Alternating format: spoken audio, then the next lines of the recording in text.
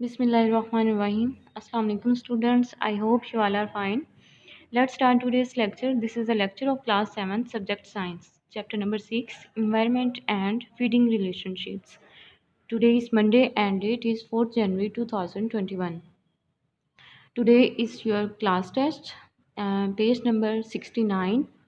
Name the following. आपने one word answer देने हैं इन क्वेश्चंस के.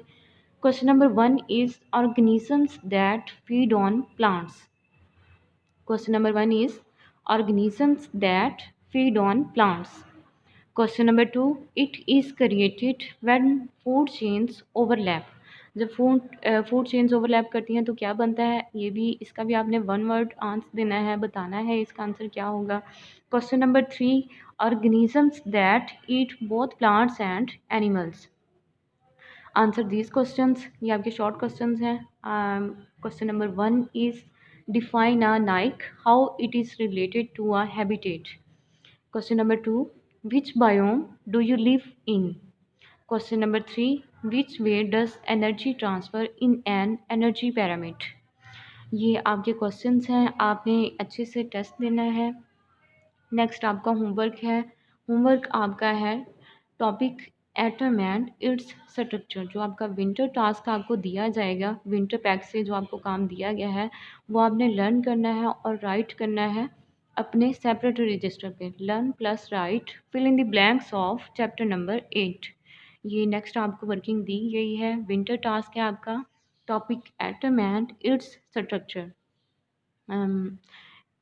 Part A, fill in the blanks. Question number 1 is a proton carries dash charge. हमने बताना है कि जैसा कि हमने अपने पिछले लेक्चर में भी पढ़ा था, प्रोटॉन्स, न्यूट्रॉन्स, इलेक्ट्रॉन्स ये एटम के सब एटॉमिक पार्टिकल्स होते हैं और ये न्यूक्लियस के इर्द गिर्द रिवॉल्व करते हैं अपने स्पेसिफिक पाथ्स में. तो जो प्रोटॉन होता है ये क्या होता है, इस पर पॉजिटिव चार्ज होता है. प्रोटॉन पे पॉजिटिव चार्ज होगा. इलेक्ट्रॉन्स जो होते हैं वो नेगेटिव चार्जेस होते हैं और न्यूट्रॉन्स जो होते हैं वो न्यूट्रल होते हैं. ना ही तो उन पे नेगेटिव होगा ना ही उन पे पॉजिटिव चार्ज होगा, लेकिन जो प्रोटॉन होते हैं उन पे पॉजिटिव चार्ज होगा. Second is dense central part of the atom is called dash. Atom का जो सेंट्रल पार्ट होता है उसको हम क्या कहते हैं.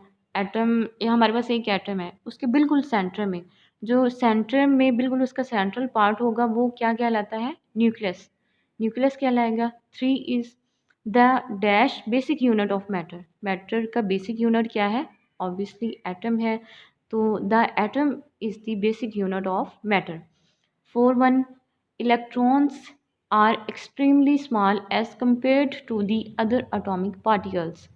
ये हमने पहले भी डिस्कस किया था कि जो इलेक्ट्रॉन्स होते हैं वो एटम के इर्द गिर्द, एटम में जो मौजूद न्यूक्लियस होगा उसके इर्द गिर्द अपने स्पेसिफिक पार्ट्स में रिवॉल्व अराउंड करते हैं. तो जो इलेक्ट्रॉन्स होते हैं इनका जो मैस होता है, इनका साइज़ होता है, ये एक्सट्रीमली स्मॉल होता है as compared to other atomic particles. दूसरे एटम के पार्टिकल्स की निस्बत इलेक्ट्रॉन्स जो होंगे वो स्मॉल होंगे, प्रोटॉन्स जो होंगे वो इनसे बड़े होंगे साइज़ में भी. 5th one is electrons are found in dash around the nucleus of an atom. Electrons जो होते हैं वो एटम के न्यूक्लियस के इर्द गिर्द किस फॉर्म में पाए जाते हैं, क्लाउड्स की फॉर्म में. क्लाउड्स की फॉर्म में कैसे होंगे कि एटम है हमारे पास, उसका जो बिल्कुल सेंटर है वो न्यूक्लियस होगा. न्यूक्लियस के इर्द गिर्द जो होते हैं एक स्पेसिफिक पाथ्स दिए गए होते हैं जहाँ पे सब एटॉमिक पार्टिकल्स होते हैं. कौन कौन से, इलेक्ट्रॉन्स, प्रोटॉन्स एंड न्यूट्रॉन्स. वो अपने स्पेसिफिक पाथ्स में अपनी मूवमेंट को शो करते हैं. उन स्पेसिफिक पाथ्स को हम शेल्स भी कहते हैं और ऑर्बिट भी कहते हैं. अब जो इलेक्ट्रॉन्स होंगे उन ऑर्बिट्स में, उन शेल्स में अपनी मूवमेंट अपने स्पेसिफिक पाथ के अकॉर्डिंगली शो करते हैं. तो वहाँ पे एटम में जितने इलेक्ट्रॉन्स होंगे वो उसी के अकॉर्डिंगली वहाँ पे उन शेल्स में डिवाइड किए जाते हैं. जो पहला शेल होगा उसमें 2 इलेक्ट्रॉन्स आते हैं, उससे आगे वाले में 8 इलेक्ट्रॉन्स आ गए. तो ये जो इलेक्ट्रॉन्स होते हैं ये अपने अपने शेल के अकॉर्डिंगली डिवाइड हुए होते हैं और ये क्लाउड्स की फॉर्म में होते हैं। न्यूक्लियस के इर्द गिर्द ये क्लाउड्स की फॉर्म में पाए जाते हैं। अपने ये शेल्स में जब मूवमेंट शो करते हैं तो ऐसा लगता है कि ये मतलब क्लाउड्स की फॉर्म में अपने न्यूक्लियस के इर्द गिर्द रिवॉल्व कर रहे हैं। तो इलेक्ट्रॉन्स जो होंगे वो क्लाउड की फॉर्म में पाए जाएंगे। 6 is an atom with less और more number of neutrons is called n dash. ये आइसोटॉप्स कहलाते हैं।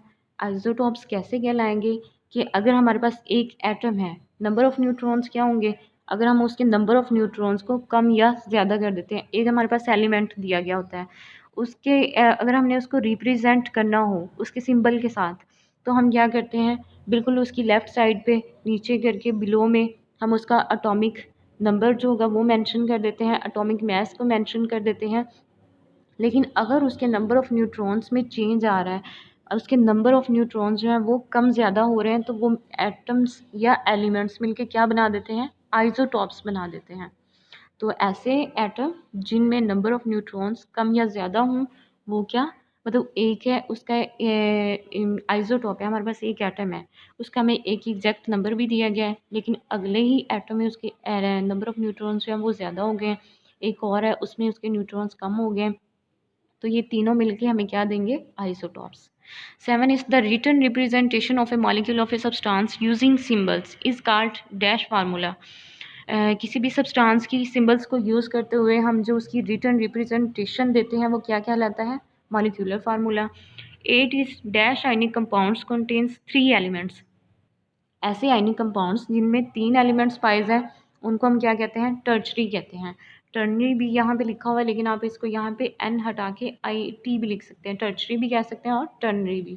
ऐसे एलिमेंट्स जिनमें 3 एलिमेंट्स पाए जाएं उनको टर्शरी कहते हैं। 2 पाए जाएंगे तो वो सेकेंडरी होंगे, अगर एक एलिमेंट पाया जाएगा तो वो प्राइमरी होते हैं।